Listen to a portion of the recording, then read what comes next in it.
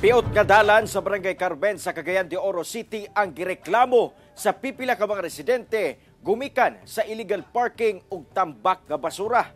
Aniya ang atong palitang barangay.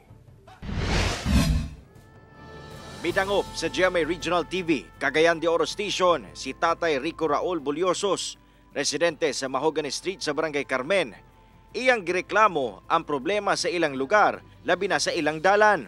Matod pa nga hilabihan na kapiot ang dalan sa Mahogany Street, kinigumikan sa illegal parking ug pagtambak og mga basura sa dalan. Sa iyang mga gipadalang video, tatawag yun ang problema sa dalan sa lugar.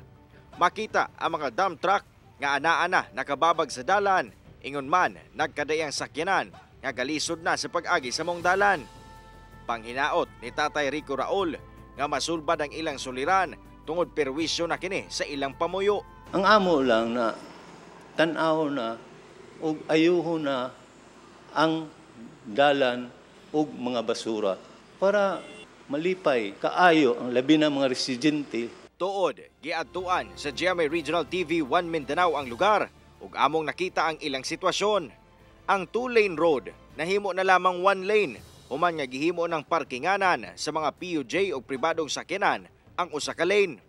Makita sab ang mga daw sinako nga mga butang nga gidamok sa kilid sa dalan. Ang problema, amo sab gipaabot ngadto sa Barangay Council sa Carmen.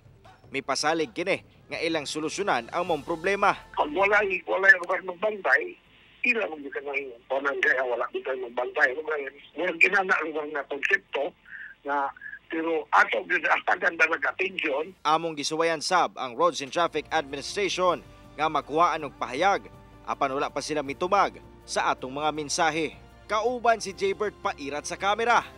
Ako, si Cyril Chavez para sa One Mindanao.